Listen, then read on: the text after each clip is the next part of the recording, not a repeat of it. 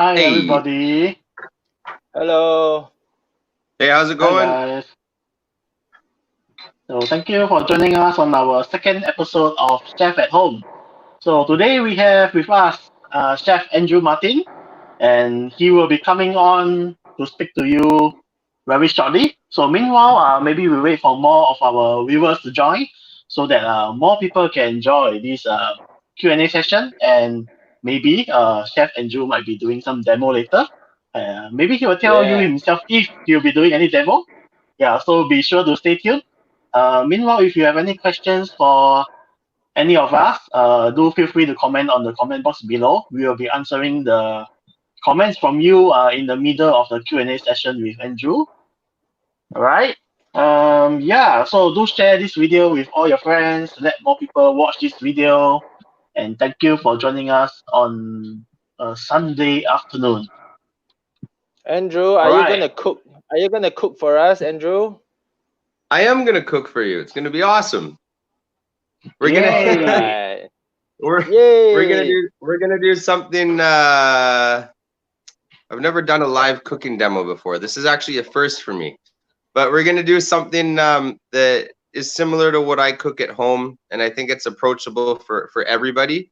So it's easy, it's simple, and it's just kind of embracing whatever is available to you. And it's delicious. So something that I like to make for myself, and it's easily adaptable. Anybody can make it at home. Yeah, should be fun. Wow. My Grab is Yeah. already at your door. My messenger is already at your door. Perfect. So later, Done. after I you save it for finish, you, my friend. Of course. after you finish, you Sure. just put it in a box and then give it to my messenger. Okay. Yeah. Done. Up to you, That's chef. fun. Up to Okay. you. Yeah. All Of right. course. Anyway. Yeah. So maybe we will start the session proper. I will hand the time over to Eddie to give you more intro about who is Andrew. Yeah. Eddie? Yeah. Yeah. So hello everyone. So welcome to the second episode of Chef at Home. The first episode was last week with Chef Don. He didn't make any cooking demonstration, but that is also because it is the first episode, and we wanted to talk more about COVID and how COVID has affected everything, and how the F&B industry has reacted to it. So it was more of a little bit more serious discussion. But now we are going back to the real essence of why we did this Chef at Home. It is to show everybody what are important chefs doing when they have more time away from their restaurants, which means maybe more time at home. And then a very interesting part of it is we hope that the chefs can show us what they eat every day. So today we're gonna have all of that on today's episode. Great. Yeah. So Great. Andrew, Hey. before I hand it over to you, I would just like to share with everyone how I knew Chef Andrew. I knew Chef Andrew through the restaurant Jaew by Jim Thompson. Uh, I would be very honest to tell you that my final night out before the Bangkok shutdown was eating Chef Andrew's food. It's So awesome. this is what we call we both call it our last supper that night. Yeah. And Yes. we had a feast. We had a feast of what he ate, and that was the first time I ate his food. And uh, I think the only way to describe it is that you don't really know what you're gonna get. The name of the dish is not familiar, but when you put it in your mouth, it is actually very, very Thai. Hmm. So this is what I feel is what is his food. So it's very unique. So we have a very unique chef here. So Chef Andrew, can you just share a little bit about your path? How did you actually from Canada end up cooking Thai food in Bangkok? I mean, sure, no problem. I had a girlfriend back in Canada who watched the movie The Beach with Leonardo DiCaprio. So she was always like, let's go to Thailand. And I was like, why do you want to go to Thailand? And she's like, well, there's a beach there and it's beautiful. I was like, well, there's a beach in Mexico. And long story short, we ended up breaking up. And I had done some research on Thailand and I kind of got obsessed actually. And I was like, oh my God. And I was reading and watching stuff about Thailand every night for months. And we had this trip planned and I ended up just coming out here by myself. And I had eaten some food beforehand. And then when I ate the food here, I left. And I was kind of like, before I was doing like French and kind of in Vancouver, we had have a lot of European, Asian kind of fusion. It's kind of Canadian style cuisine, Pacific Northwest. And I just kind of switched everything up. I was like, I need to cook Thai food. So I worked back with some Thai food in Canada.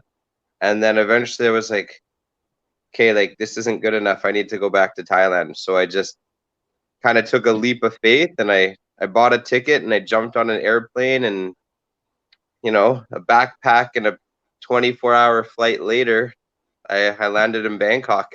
And that's kind of been my journey. How many years ago was this? About set. Well, the first time I came to Thailand was about 7 or 8. And then when I came back to Thailand was just over 5 years ago. So I'd say my professional career has spanned about 5 years in Thailand. Okay. So the professional career in Thailand, maybe you do not know who Chef Andrew is, but let me just tell you the names of the places he has worked in before. Maybe then you will understand him better. He had worked in Bolan. He had worked in Nam. And I believe he was one of the founding partners of 80/20.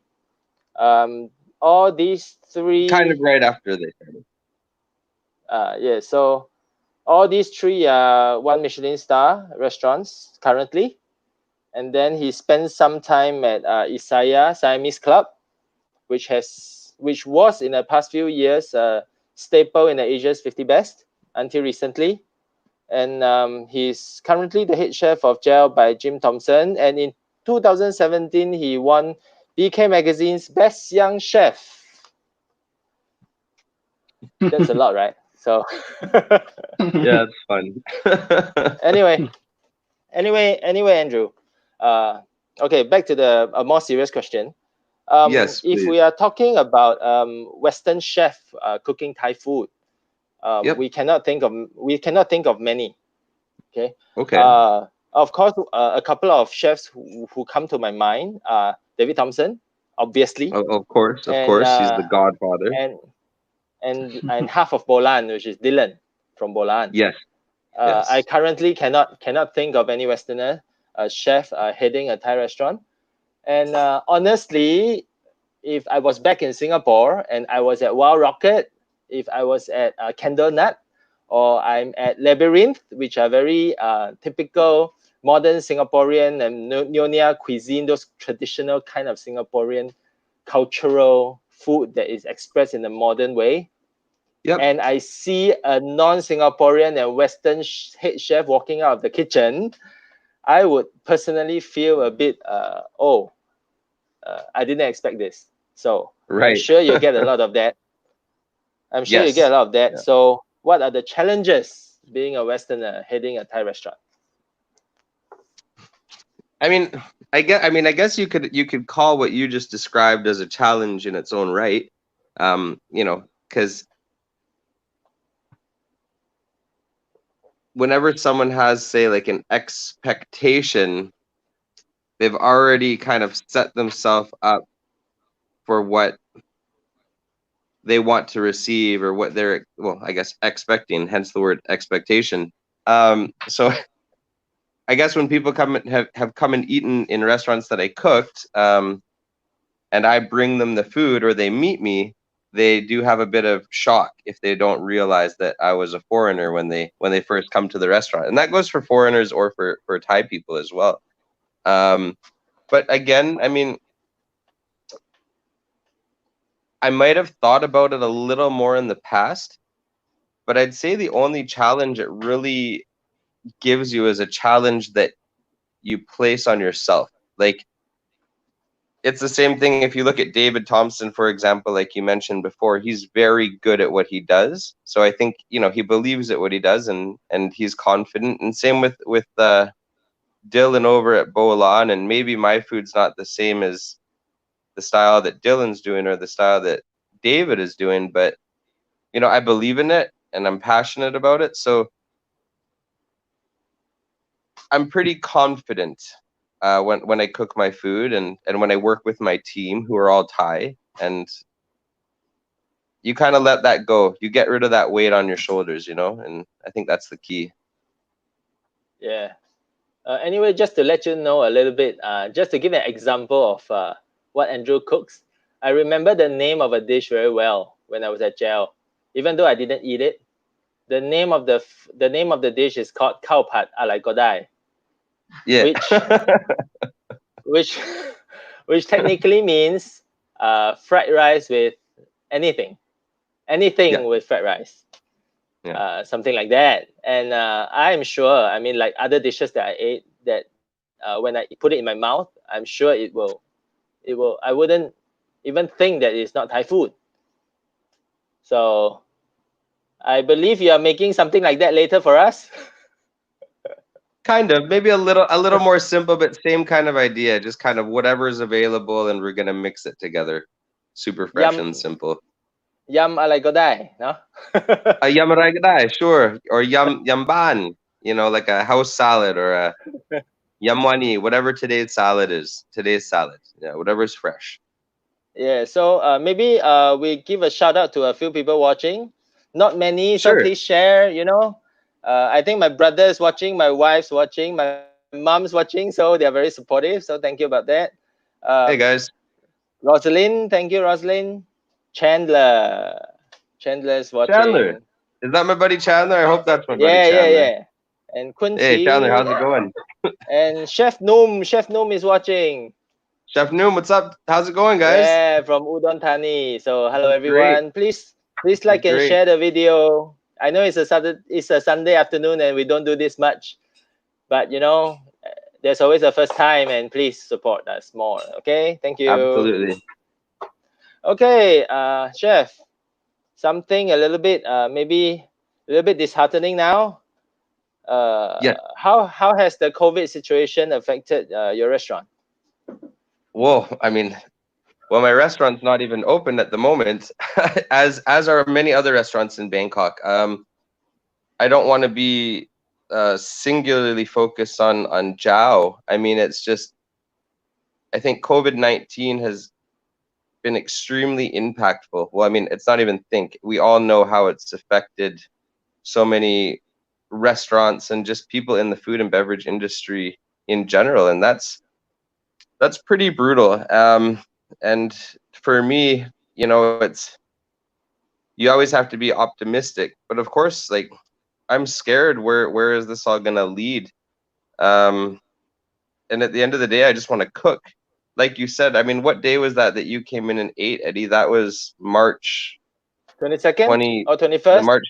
March 21st or 22nd. Like, I haven't cooked for anyone like in my restaurant for almost 2 months. 2 months. And that is really disheartening. And you know, Chandler's out there, Noom's out there watching, and they know how much, as chefs, how nice it is to be in your restaurant and cooking and making food for people. And I think we all just want to get back to that. That's, you know, doesn't matter if you're doing French food or Thai food or Japanese food, but as a cook, as a chef, this is a job of passion, and we're craftsmen, and I want to practice my craft. And I don't think you can take away all those fine dining, Michelin stars, anything in between. Every cook out there, I think, just wants to cook right now. And a lot of people put a lot of heart and soul and a lot of love into what they do. And to kind of have that taken away from you it's just a terrible feeling. I don't know how to explain it. It's kind of like you lose a little bit of your soul. but you can't even be angry about it because it's no one's fault. It's just something that happened, and it's happened to so many other people, and it's not a singular issue. That's what I'd say the biggest thing is. It's just you lose a little bit of your soul, or it's been kind of diverted. Anyway, Wilbur, I think we should skip question 4 before it gets too disheartening. I think we should go straight to question 5. Is that okay, Wilbur? Are you ready? Yeah. Yeah. Sure. Yeah. So let's not talk about the situation of your restaurant currently. Okay. Let's move on to something more general. Yep. Do you think dining habits will change for good after this? Yes and no. I mean, obviously, they've changed for the, I guess, permanently for the foreseeable future until this kind of pandemic or this disaster has, either there's a vaccine or a treatment, or it just no longer affects us in such a drastic way. But if anything, it might just change the way we eat or the way the food is prepared or sourced in the long run. And maybe that's actually a good thing. Like, obviously everything that's happening right now is just, well, there's nothing good about it. Restaurants are closing and people are losing their jobs and everything. But I think in the long run, maybe this is going to make us realize how important it is to stay connected with the people close to us and the farmers that are close to us, and the food that we can get locally and support each other. So maybe that's gonna, everyone talks about farm to table, and a lot of people have embraced it all over the world, especially in Bangkok. But maybe that's gonna actually make it kind of even a better relationship for more people throughout the local communities. Better practices of hygiene and taking care of our produce. Not to say that that's a problem. I mean, this is just every country across the world, but if that makes us better at our profession, and to maybe order less and to prepare it in a more thoughtful way with less waste, maybe that's a good thing in the long run. And maybe more focus on the people that are, again, the local community. Like, I'm in Canada, you're in Thailand. If you're in Thailand, maybe we'll focus less on the people that are coming in to travel, because we know there's a lot of tourists, but we focus more on the people that are actually here. That might be different, focusing on giving kind of our general population a more in-depth dining experience with us, and helping them appreciate what's actually just around the corner. I mean, that can be answered in so many ways. Yeah. I think a few things that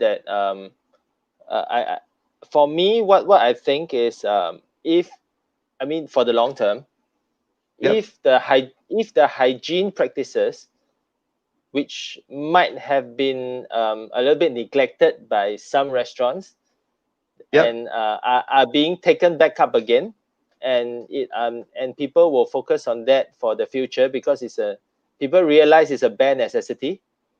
I think it's not a bad thing in terms of restaurant planning, planning more for the locals. Yes. Than being fully dependent on tourists might be another necessity. And even delivery, many restaurants who have never done delivery before, they now have a functioning delivery. Have a functioning delivery system. So this doesn't have to be a temporary thing anymore. It can be a permanent thing as part of their revenue. Oh, absolutely. I think a lot of places might open and just take that into consideration. They might just say, hey, how do we do delivery? Like, how do we make this a viable option? It is a business at the end of the day, and there's going to be all sorts of levels of business. But again, I mean, when you look at all the things that have been happening, like you said, a lot of restaurants have been doing delivery, so maybe they'll keep it for the future, and that's great. You can get something familiar at your home for good value to share with your family without leaving. For example, you see a lot of like restaurants helping the community now. There's Chef Num has been doing all his donations up in Urantani. You see all the local restaurants, 100 Mahaset, 80/20. There's all the community of bloggers and food writers that have been involved in setting up these charities. And again, I guess it's just remembering what's local, remembering who is close, and a sense of togetherness, and hopefully that will last into the future. Again, Yeah, I think it's exactly. just about, I don't think that the idea of going out to eat will change. We all want to go out and have a good time. But I think maybe if this does anything, it makes us remember that cooking food is really just about making people feel happy. If I want to get a burger and it's an amazing burger, I'm very, very happy. If I want to have a 15-course tasting menu and I have a great tasting menu, I'm very happy, as well as everything in between. And there's a time and place for all of that. But people still are going to want that. But it's just about the connections and understanding that at the end of the day, we're just cooking food for people. And if we can help people who maybe can't get food to eat, I mean, how wonderful is that? If we can connect more with people in our community, I mean, that's amazing. That's what food's all about. So. So we'll Okay, go we to have the a questions question. on the floor. Yeah, we have a question from AF Lee. So, what is the most exotic Thai ingredient that you have used in Thai cooking? Oh, there's a lot of them.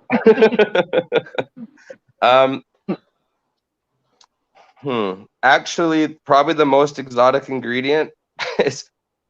I know it's funny because Chef Noom's on the thing on the feed right now, but a few years ago, he sent me some dung beetles, and they were actually, so it was the dung from the cows, and when you break the dung open, there's an actual beetle inside of it, which is just crazy to imagine that you could eat that back home. So did you cook with it? I sure did. Okay. I took it and I tried a few things. I tried to ferment it, and that didn't work. And I kind of made a nam prick with it, actually, which was interesting. And it was good. I crewed it in a pan, so like I dry roasted it, and then I pocked it with a whole bunch of aromatics and like a mortar and pestle, and then you just eat that with relishes. But it was hard to eat. I think it's not that it tasted bad.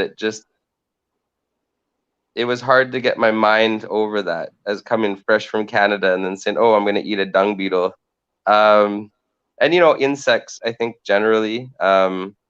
And when you go to Isan, you eat a lot of the innards, like the bile and the stuff like that. To me, that's something you would never eat back home. So to cook with that's pretty amazing. Okay, we have another question from Rosalind. So, how do you see modern Thai food evolving in the coming years? What do you feel the role of tradition and traditions will be in this?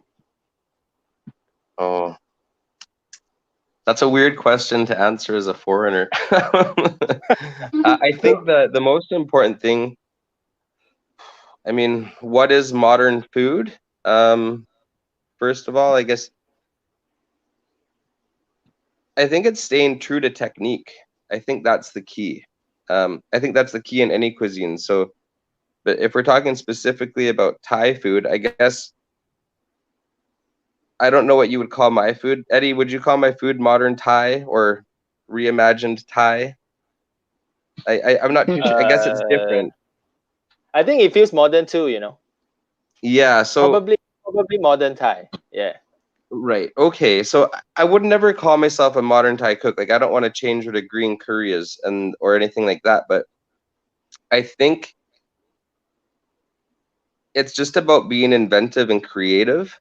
So like you see all these amazing Thai chefs throughout Bangkok and throughout Thailand. Like you look at Charlie Cater over at 100 Mahaset, and you look at Chef Thun, and there's many more. The guys at 80/20, of course, and they might all approach their cuisines a little differently, but you're still using the mortar and pestle. You're still using charcoal grills, stuff like that. Of course, you're using a few other techniques, but you're still kind of going to that heart and soul of everything. You look at a guy like Chef Prin, perfect example. He has Sam Rub for Thai right now, and I know he's doing classic recipes and he's using classic techniques, but he might also be cooking it in a more approachable way, maybe adding a little bit more of a little more time. I had an amazing curry from him the other day, a Geng Hang Lei, which is a traditional recipe, a Northern Thai recipe, but the way he cooked the beef was very tender, or it was a duck leg actually. It was a very tender duck leg, and that's maybe a little uncommon. So maybe not changing everything as it is with just being imaginative and putting a little twist. I think that's what the modern food would be. Anyway, Rosalind, changing. your Facebook profile picture is very nice. Okay. It is very nice. Okay, we have one more question Yes, go from ahead. Dean. So, what Thai dish does chef like or have on a regular basis? Oh, that's easy. Yam Nam. Yam Nam. Yes, Yam Nam Cow Todd. So Amazing. what? Maybe you can explain more about the dish. So Yeah, yam is like a sweet sour spicy salad. Just kind of mix everything together. Nam is like fermented meat, usually pork. So it's sticky rice, garlic, salt, pork, and you mix it all together and wrap it airtight. So and then you grill it. So it's like fermented after 2 to 3 days, and it's sour and sweet and sticky and garlicky. And then the cow Todd part's like it's kind of like they take the old rice and you don't throw it away, so you mix it with some curry paste and you fry it till it's crispy, and you just mix that with a whole bunch of herbs like peanut, boiled pork skin, some fresh ginger, and some chili and lemongrass sometimes, and you just eat that with a whole bunch of like betel leaf on the side, and my God, it's amazing. It's one of the most incredible things I've ever eaten, and I think it's a really special dish. It's just unbelievable flavors, kind of punches you in the face with intensity, and it's just really, really incredible. It's just probably one of my favorite things to eat in the whole world. Wow. I hope I get the One chance more. to try that Last soon. one. You do need to try it. It's really good. Yeah. So The last chef, one before we move on to the next question. Yeah. Okay. Is chef pro Yes. north, south, or central flavors? Oh, I'm pro everything. Don't forget about Isan either. Yeah, Isan. Come on. I love they're all different. The northern, the northern style, you get a little bit of that Shan or Burmese influence with a lot of those dry spices like prick larbs, kind of the northern style larb. Central is just wonderful. I mean, obviously Tom Yum Goong, everybody loves that stuff. You get beautiful stir fries out in Kanchanaburi. The southern Thai, you're talking a lot of coconut-based curries, gengkuas, some Malaysian influence, dry spices from like coming up from Persian style, like Masaman influence. And then if you go up to Isan, which I think is actually my favorite, the Northeast, it's just so pure and kind of embracing nature. It's just a lot of vegetables and grilled meat, and kind of farmer style food, which kind of reminds me of Very kind of being back home in very Canada. earthy, right? Yes, Isan. absolutely. Very earthy food. Absolutely. Yeah. Exactly. It's incredible. It's just absolutely incredible. Extremely resourceful and a lot of local and ancient wisdom. And it's you go to the markets and there's just kind of everything's there. You're like, oh my God, you can eat that. And then you eat it and you're like, oh my God, this is delicious. Like what an adventure. Yeah. So thank you for all the questions. Thank you, We everybody. move on to something more personal, okay? Yes. Which is basically the point of this discussion. How has your Yep. life changed? How has your life, personal life changed, everyday life changed after COVID? Ah, well, how has my life changed? A lot, but not a lot at all. I'm not cooking every day in the restaurant. You know, I don't wake up and have a coffee and go to work and then go home. Which again, that's just something I've been doing for so long that it's just kind of a part of who you are. So that's really difficult. And then usually when I'm not cooking or when I've come to Thailand and not really like, you know, it's been more maybe not been working, it was more about traveling and eating different kinds of foods and having like an adventure and learning. And that life is very stagnant. You know, it's like that has changed a lot. But then at the same time, I cook at home every single day. And I try to stay positive and you know, think about what's next. Think about when will I cook again? Because I will cook again. The restaurant will open. I will get back, or you know, I will get back in a restaurant and cook for people and do what I love. That's a guarantee. No matter what, I will cook for people. That is my passion. So me and my girlfriend, we go to the market every few days. You know, not every day. You want to practice socially distancing, and we pick up a whole bunch of fresh ingredients and fruits, and we cook at home. And I thought that I'm surprised I took it so well, actually. This whole thing, because you do kind of have your life ripped out from under your feet. Like, yeah, okay, I'm alive, but you know, there's a lot of things that can make you worry. Like, am I going to lose my job? Is the restaurant going to reopen? What about my friends? Do I get to see my family? Do I get to see my friends? Am I going to cook again? Um, am I going to get sick? Am I going to make it home before curfew? Is my family okay? Is my girlfriend's family okay? Eddie, are you okay? Wilbur, are you okay? I mean, you can just go on and on and on, and you can worry about a million things.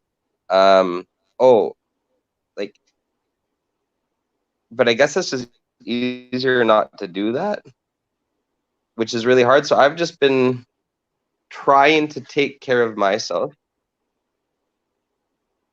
So when this does pass, or at least not pass, when there's that opportunity to get out and cook for people again, that I'm ready to do it. I'm in good shape. I'm happy, and I've stayed connected with friends and family. Cook, and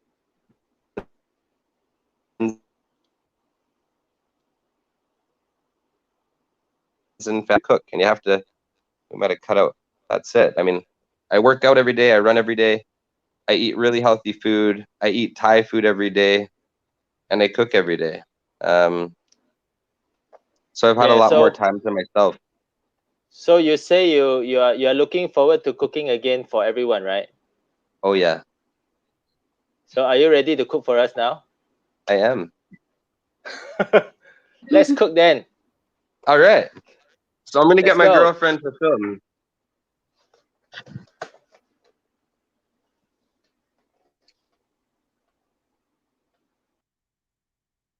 How's it going, Chef, guys? don't drop out now. Milk, do This I is look what you're okay? waiting for. Are we ready? All right, hey guys. So, all right. First things first. If you have an apron, put on an apron.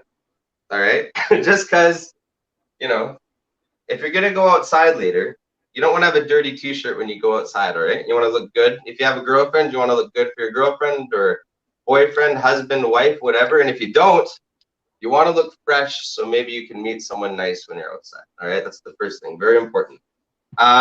Second of all, make sure your kitchen's clean, and make sure you wash your hands. So hold on one second.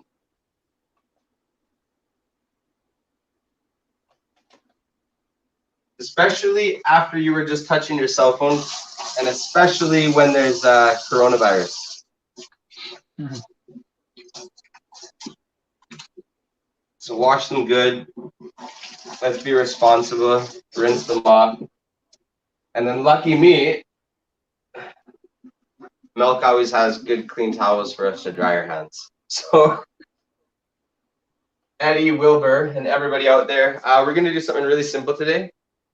And like it's just a yum, like a yamaragadai, or just kind of basically, or this is the yum. And it's basically, yum is a sweet, sour, spicy salad. You mix everything together. But there's, I don't know, there's not really any rules. I'm not following a specific recipe. I'm just taking what I love and I'm putting it in a bowl. So I went to the market this morning, actually.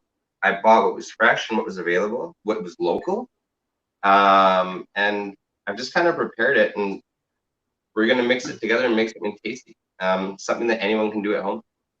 So I'll show you what we have here today. We have some, a couple different mangoes. We always have fruit at home. So we had some, we call it kiosawai. So it's a green mango, a little sour. We have the mahachanok, which are in season right now. They're absolutely incredible. So kind of sweet and sour, but mangoes. There's bananas here. We're not going to use those though. I have some cashew nuts at my house, delicious. We always have them kicking around. So something crunchy, beautiful.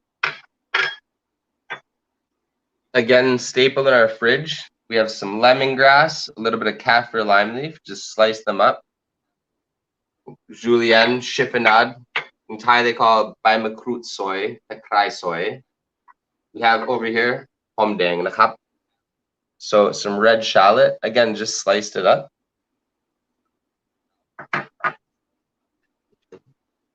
Chilies, of course. We love heat. So this is actually about 4 chilies. So we have 2 green chili and 2 red chili. That's the pichinda. The green is a little more earthy, very fragrant, for me at least, and the red one is a little more sweet. So they do have a bit more, they have a bit of a different flavor. We have some coconut. I had a young coconut for breakfast today. It was delicious. So I gave most of it to my girlfriend, but I said, hey, let's put some coconut meat in the salad. So just scooped it out with a spoon, chopped it up with a knife. Nothing too crazy. Our mangoes again. So you can see the yellow mango, the mahachanok, it's a little sweet. So we don't want this to be too sweet. And then more of the sour, crisp freshness from the green mango. And then just kind of some standard herbs. We have some coriander, pakchi Thai, and in Thai, sarane, which is mint. So very, very common. You can find these anywhere in the world. Like if you're in Canada, you can make this salad. And I just got some tiger prawns. So I bought these at the market, just some smaller ones, some wild ones, of course. We don't want to eat farmed seafood. It's not my jam. I'm Canadian, we don't do that. And it just has a little bit of flavor. So we just heavy salted water, boiled them just for a couple minutes on a low simmer, and then just put them with some ice and some cold water and peeled them and just kind of pour them up. Super, super rustic. And then last but not least, we have our nam jim, which is our dressing. You can see that there. And basically what we did for this, we took garlic, red chili, green chili, some palm sugar, some fish sauce, some salt, and some lime juice and tamarind. And we just, you mix that all together, but start with the chili and the garlic first with a pinch of salt. When that's nice and smooth, you can add your palm sugar, your fish sauce, your tamarind, and just taste it. And, just add your lime, because the sourness from the tamarind and the lime isn't the same. So just that lime is really, really bright and fresh at the end. And I mean, that's it. I mean, this is our simple salad. So I think, how long did this take me? About 10 minutes? Yeah, it took me about 10 minutes to get this all done. So you get your water boiling, get your prawns in there, get everything organized. 10, 15 minutes later, you have everything ready, and we're just gonna mix it together actually. So mixing bowl. I have a stainless steel bowl. You can use a ceramic bowl, of course. And let's get a plate. So again, shout out to Milk, my girlfriend. She always goes shopping for beautiful ceramics. We both love them. So you get something nice. You're cooking for your family. We're cooking on Facebook Live. You're cooking for your friends, the people you love. Make it nice, you know. Like, this is still something we really care about. So do put a little bit of effort into it. So first things first, we're gonna take our prawns. We're gonna add these in the bowl. And we're gonna take our mangoes.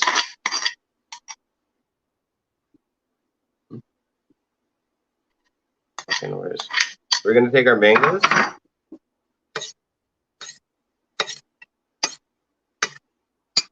Mix that all together. You don't want it to clump. If you throw everything in at the same time, it all just clumps. And you don't want to throw anything too dry and get it all mixed and stuck together either. Some red onion, the shallot, the coconut. Mix that a little bit more. Let's go with our lemongrass and our lime leaf. Again, you want to have enough of everything. I'm not going to give you measurements, but the flavors are supposed to be intense. So be generous and just follow your own palate. If you don't like lemongrass, don't put lemongrass in it. If you don't like chili, don't put too much chili in it. But you should have some spice. I like spice, so we've got 4 chilies in there. There's like at least 5 chilies in the Nam Jim as well. So you mix that together. You can see here, everything's kind of evenly dispersed. It's not all clumped together, so you're gonna get nice even bites. And Milk is gonna go grab my charger for my cell phone and come back in 30 seconds. Milk, it's right here, sweetheart. Okay, great. So just bear with me for one moment. But yeah, so right now we have spicy, we have a little bit of sweetness from the coconut, the yellow mango, the shallot, and then we have a little bit of sourness from the green mango. Are we good, babe?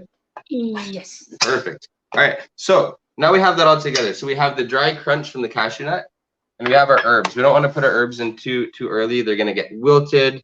They're gonna break down. They're gonna lose that that fresh kind of pop that we're looking for. But our lemongrass, our kaffir lime, everything's in there. It's fresh. It's mixed together. So next order of business, we are going to add, let's say, half the cashew nut, most of the mint, most of the coriander, and just gently mix that just a little bit. And you can see that. I mean, this is beautiful. I mean, you know that's just going to taste amazing. And I'd say this is about 4 or 5 tablespoons of dressing.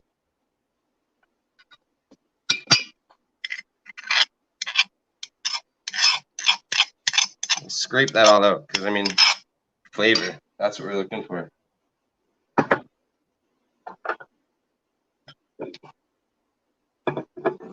We're gonna mix that all together.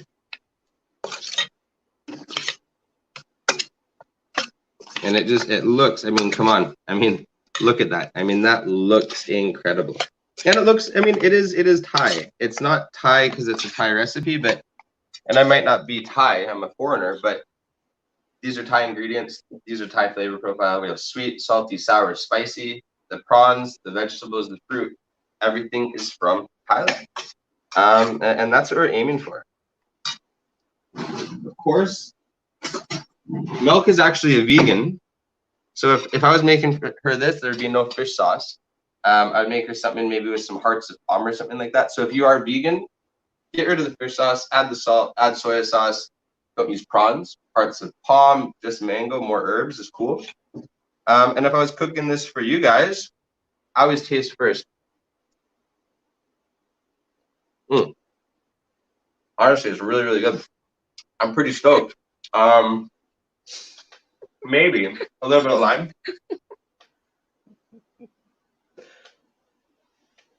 So, again, remember, I tasted the dressing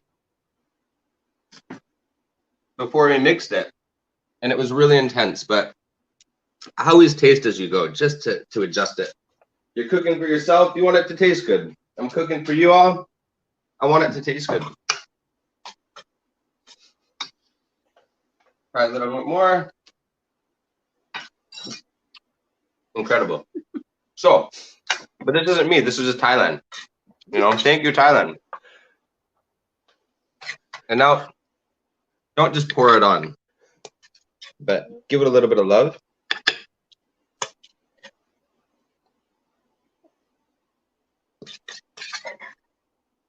I mean, look at that. I mean, that's, come on. If I went to a restaurant and I ordered this and they gave me this, I would look at that and be like, oh, dude, I'm stoked. Again, try not to waste anything. This is all flavors. People worked hard to grow these mangoes for us. Those prawns gave their life for us. Make sure we don't throw it away. Value it, okay? And then if you want to get all chefy, as we say, scatter the last of the cashew nut.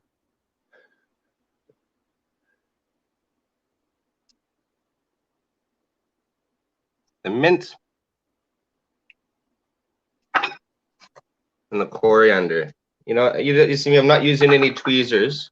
I'm not doing anything like that. I'm letting the mango be the mango. I'm letting the coriander go where it wants to go. And I'm using the mint. But it's beautiful, it's fresh. And there we go. That's my yum drew. Yum Baan. Yum ragadai. Yum mamuang kung. Okay. Do us a favor. Do us a favor. Take a nice picture of it later for us, okay? Yes, sir. I would love to. Okay, thank you. You're very, very welcome. Yes. Oh, it's so awesome, man. We shouldn't have talked so much before. We should have just let you cook, you know. No. I feel much more. You can tell I'm much more comfortable cooking. You ask me questions and I get worried. Oh, yeah, that was fun. Yeah. I had a lot of fun doing that. So thank you. Wow, it's incredible. What do you, any comments do you have, Wilbur? Do you have? We cannot hear Wilbur anymore. Wilbur, what's up, man? Yes, we have one more comment. Okay. From Dean.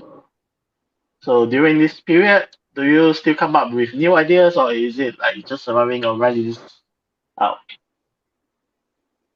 Oh, I think I still come up with new ideas for sure. Absolutely. Again, everybody's different, but my ideas are through experience. So it's kind of like, I'm not trying to change Thai cuisine. I just cook based on what I love about it. And so, like I said, even during this lockdown, we still go to the market. We still order food. Anytime I see something I haven't eaten before, I will eat it. There's nothing I don't eat. If I've never had it, I will eat it. If I don't like it, I won't eat it again. But every time I eat something, it gives me inspiration. So if I eat it, I think, oh, that's amazing, or this flavor really works, or what is that? This will work really well this way. And I just kind of make a mental note of it. And in the future, I'll go to the market or I'll order something. I'll be like, oh yeah, I remember this. And then you just take that memory and you take that moment in time and you put it on a plate and you taste it. And then, you serve it to your guests and you hope they like it. So that's it. I think it's just being creative is just all about having a good attitude and try not to think too much. I don't think you should think too much. You should just go with the flow. Let it come to you. Anyway, back to the cooking session. Yes. Everything looks very easy, but I cook a lot at home. So Right. every session that we conduct like this, I feel like I learn something new. So even Okay. though you look like you were just mixing, I think there is a lot of know-how in the making of a good yam as well, from what I saw. Right. Okay. Meaning you added ingredient by ingredient and you kept mixing after you added the new ingredient. I believe that is very intentional, because many Yep. people will just put everything together and then mix it up, and then it becomes a mess. No. Yeah. And there is a certain kind of procedure. What goes first? What goes last? Like, for example, if you put in the herbs first, they will all Yes. wilt and die. So you Absolutely. put Yeah. there is a reason why you put some things first, and there are reason why you put some things after. And even Right. during plating, you don't just dump everything on it. You will just No. go spoon by spoon by spoon, because it gives you more control. So Yes. even though it is such a simple demo, I feel that people who are really interested in cooking will find little tips and tricks from just observing what you do. I hope so. It's about trusting your instinct too, and obviously it's about experience. But then I also think it's just about doing it with care. I mean, you take all that time. For example, you were talking about spoon by spoon on the plate at the end, right? And that's what I'm saying. Like, we're not talking about using tweezers or getting crazy funky and taking 4 minutes to put the ingredients on a plate. It's quite simple. You're taking it out of a bowl and you're putting it on the plate. But if you just don't care and you just dump it there, I mean, it's kind of, what's the point anyways? If you're gonna cook and you're gonna do something with love, I mean, doesn't matter what you do. Just take that extra 10 seconds, 20 seconds, 30 seconds just to slow down a little bit, think about it, but just let it be itself. I mean, let the salad be the salad, but don't just throw it there. I mean, give it some love, give it some passion. Yeah. So it's been awesome to have you on, Andrew. Yeah. Thank you. It's been awesome to be here. Thank you for letting me join. It was a real pleasure. It was a lot of fun. So this is the second episode of Chef at Home. We have many more chefs lined up, and some chefs whom we mentioned who were watching today, they are scheduled to be on soon. So Yes. yeah, it's gonna be a So very exciting. I'll be watching, and everyone who's watching should either watch again or tell other people to watch as well. So it'll be really, really interesting. So Thank you, Andrew. Yeah. Thank you so much. thank you, for Eddie. today. Thank you, Wilbur. Thank you, everybody who Thank joined you. us. It was a lot of fun. So have a great day. Yep. Yeah. Bye bye. สวัสดีครับ สวัสดีครับผมสวัสดีครับสวัสดีครับ Bye, guys. Bye bye. So do stay tuned to our following episode of Chef at Home coming next week. We will review the chef in the coming days to come. But don't forget to join us for another session of something related to COVID-19, and we have our friend Chris, who is a passionate foodie who actually just returned from from Bangkok to Singapore, and so we will be speaking to him to really like find out how is it like being quarantined in Singapore, and also like how was the situation at Suvarnabhumi Airport when he returned, and you will also get to know where he's being how's that? Is it a hotel or what? Yeah, so we will get to know all this information on Tuesday, 19th of May at 3 p.m. Singapore time and 2 p.m. Bangkok time. So we do hope to see you then, and thank you for watching all our episodes during this stay home period. And do take care and stay safe at home. And thank you so much for today. See you. Bye bye.